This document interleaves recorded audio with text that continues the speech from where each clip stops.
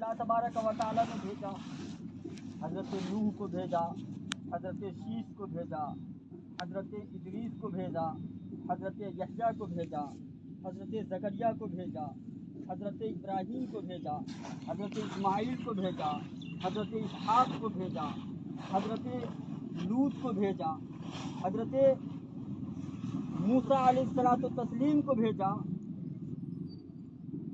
اور ہمارے نبی کے آنے سے قبل جناب عیسیٰ علیہ الصلوۃ والتسلیم کو اس دنیا میں اللہ تبارک و تعالیٰ نے بندوں کی ہدایت کے لیے بھیجا، بندوں کی ہدایت کے لیے بھیجا۔ جب حضرت عیسیٰ علیہ الصلوۃ والتسلیم کو اللہ تبارک و تعالیٰ نے اس دنیا سے اٹھا لیا، آپ کو پتہ ہونی چاہیے حضرت عیسیٰ علیہ السلام اس دنیا سے زندہ اٹھائے گئے ہیں، وہ مرے نہیں ہیں ابھی، وہ دوبارہ واپس آئیں گے۔ حضرت عیسیٰ علیہ السلام وہ دوبارہ واپس آئیں گے قرب قیامت، جب قیامت قریب آئے گی تو وہ دوبارہ واپس آئیں گے، وہ مرے نہیں ہیں کیونکہ ان کو زندہ اٹھایا گیا۔ تو حضرت عیسیٰ علیہ السلام کو اللہ تبارک و تعالیٰ نے جب اٹھایا، اس حضرت عیسیٰ علیہ السلام اور ہمارے نبی کے درمیان جو 571 سال گزرے، اس درمیان میں کوئی نبی نہیں آیا۔ 571 سال میں کوئی نبی نہیں آیا۔ اس دور میں جب 571 سال کے جس گیپ میں اس بڑا گیپ جو آیا، اس گیپ میں کوئی نبی نہیں آیا، تو جس کو جو من کرتا تھا اسی کی پوجا کرتے تھے۔ کوئی پہاڑ کو خدا مان رہا تھا، کوئی سورج کو خدا مان رہا تھا، کوئی چاند کو خدا مان رہا تھا، کوئی آسمان کو خدا مان رہا تھا، کوئی زمین کو خدا مان رہا تھا، کوئی جانور کو خدا مان رہا تھا، کوئی آگ کے سامنے اپنے ماتھا کو جھکا رہا تھا، کوئی سورج کے سامنے اپنے ماتھے کو جھکا رہا تھا، کوئی چاند کی چاندنی کے سامنے اپنے ماتھے کو جھکا رہا تھا، کوئی جو ہے اپنے کیا کہتے ہیں چوپائے کے سامنے اپنے ماتھے کو جھکا رہا تھا، چرند و پرند کے سامنے اپنے ماتھے کو جھکا رہا تھا، پہاڑ کی بلندی کے سامنے اپنے ماتھے کو جھکا رہا تھا، سمندر کی طغیانی کے سامنے اپنے ماتھے کو جھکا رہا تھا۔ اللہ تبارک و تعالی نے اپنے بندوں کی ہدایت کے لیے، اپنے بندوں کو اچھا راستہ دکھانے کے لیے، اپنے سب سے محبوب بندہ اور سب سے آخری نبی ہمارے نبی جناب محمد رسول اللہ صلی اللہ تعالی علیہ وسلم کو اس دنیا میں بھیجا۔ اور یہ مہینہ یہی تھا، 12 ربیع الاول کا مہینہ تھا، 12ویں تاریخ تھی۔ اسی مہینے میں ہمارے اور آپ کے نبی جناب محمد رسول اللہ صلی اللہ تعالی علیہ وسلم جب تشریف لاتے ہیں، دنیا کو بتا دیتے ہیں کہ سنو سنو دنیا والو، جسے تم خدا مان رہے ہو نا، یہ سورج یہ خدا نہیں ہے، خدا کی پیدا کیا ہوا مخلوق ہے۔ یہ جو چاند کو خدا مان رہے ہو نا، یہ چاند خدا نہیں ہے، یہ خدا کا پیدا کیا ہوا مخلوق ہے۔ یہ جو زمین کو تم خدا مان رہے ہو نا، یہ زمین خدا نہیں ہے، یہ زمین اللہ کا پیدا کیا ہوا مخلوق ہے۔ تم جن چیزوں کو خدا مان رہے ہو، یہ خدا نہیں ہے، بلکہ یہ تمام چیز جو ہے وہ اللہ کی پیدا کی ہوئی چیز ہے، یہ سب مخلوق ہے۔ خالق ایک ہے، ان تمام کو چھوڑ کر کے ایک خالق کے سامنے اپنے ماتھے کو جھکا دو۔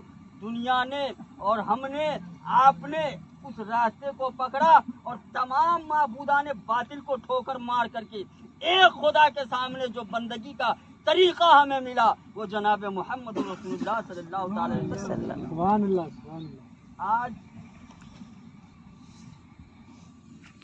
آج کے ڈیٹ میں اب ہمارے نبی کو اس دنیا سے پردہ فرمائے تقریباً 1400 سال ہو گئے۔ کتنے سال ہو گئے؟ تو میرے نبی تو آخری نبی ہے، اب نبی تو آئے گا نہیں، اب ہمارے نبی کے بعد بھی آ ہی نہیں سکتا، ہمارے نبی کے بعد اب کوئی نبی نہیں آ سکتا۔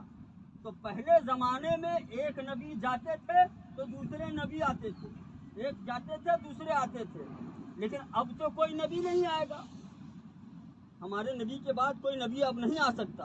اگر کوئی یہ مان لے کہ نبی کے بعد کوئی نبی آئے تو وہ کافر ہو جائے گا، وہ مسلمان نہیں رہ جائے گا، کیونکہ ہمارے نبی کیا ہے؟ آخری نبی ہے، آخری نبی اول بھی ہے۔ बनाए गए सबसे पहले, भेजे गए सबसे आखिरी में, इसीलिए उनको अव्वल भी कहा जाता है, आखिर भी कहा जाता है। डॉक्टर इकबाल कहते हैं निगाह इश्क मस्ती में वही अव्वल वही आखिर, वही कुरान वही फुरकान वही यासीन वही ताहा। हज़रात मोहतरम, तो नबी करीम अलैहिस्सलाम के बाद तो अब कोई नबी नहीं आ सकता। तब बंदों की हिदायत कौन करेगा? बंदों को सीधे रास्ते पे कौन चलाएगा?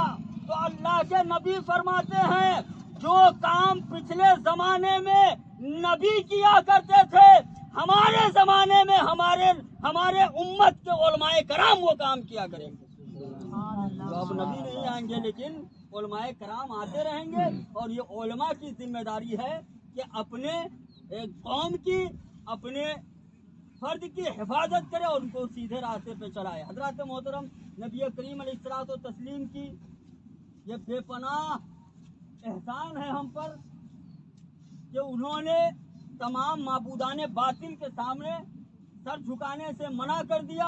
और जो लोग मान गए,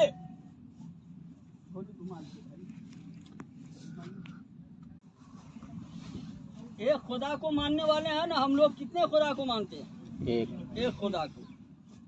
और जो नहीं मानते हैं, तो जो एक खुदा को मानते हैं उनके लिए भी एक ठिकाना मुकर्रर है, जो सैकड़ों खुदा को मानते हैं उसके लिए भी एक ठिकाना मुकर्रर है। लेकिन पता है, जब अल्लाह तबारक व तआला इंसानों को बनाया था ना, इंसानों की रूह को इकट्ठा किया था। सबसे पहले तमाम रूह, जितनी रूह पहले इंतकाल कर चुकी है, ये आप पैदा होने वाली है या पैदा हो चुकी है, इन सभी की रूहों को इकट्ठा किया था और पूछा था, ऐ रूहों बताओ क्या मैं तुम्हारा रब नहीं हूँ? तो तमाम रूहों ने कहा था कि मौला तू हमारा रब है। अब उसमें सिर्फ मुसलमान नहीं बल्कि जितने भी रूह थे, काफिर की रूह हो, ईसाई की रूह हो, सिख की रूह हो, जैन की रूह हो, पारसी की रूह हो, जिन हर इंसान की रूह ने इकरार किया था मौला तू हमारा रब है।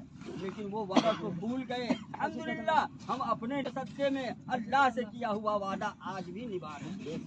हज़रात मोहतरम, जब हम अपने बच्चे की पैदाइश पे मस्जिद का चंदा, खुशियाँ मनाते हैं, केक काटते हैं, 1000 रुपया 500 रुपये मस्जिद का चंदा गुजार रहे थे, बल्कि जानवरों के तरीके पे अपनी जिंदगी को गुजार रहे थे। लोग एक दूसरे का हक को मार रहा था, बेटी को जिंदा दफन किया जा रहा था। अगर किसी का शौहर मर जाए तो उस औरत को जीने का हक नहीं था। लेकिन नबी करीम अलैहिस्सलातु तस्लीम एक 40 साल के विधवा औरत से शादी करके दुनिया को ये पैगाम दिया कि देख लो, दुनिया का सबसे हसीन इंसान, दुनिया का सबसे खूबसूरत इंसान, दुनिया का सबसे पावरफुल इंसान एक विधवा औरत से शादी कर रहा है। लोगों, इस्लाम में औरतों का ये मकाम है। तो नबी करीम अलैहिस्सलातु तस्लीम ने औरतों को भी मकाम अता किया, और ऐसा मकाम अता किया कि अल्लाह के रसूल अलैहिस्सलातु तस्लीम फरमाते हैं कि माँ के कदम के नीचे जन्नत है। ये किसका मकाम है? औरतों का मकाम है, माँ के कदम के नीचे। अब फिर अल्लाह के रसूल फरमाते हैं जिसकी बेटी है उसकी अच्छी तरबियत की और शादी कर दी, उसका ठिकाना जन्नत है। अगर किसी के पास बेटी है तो उसके लिए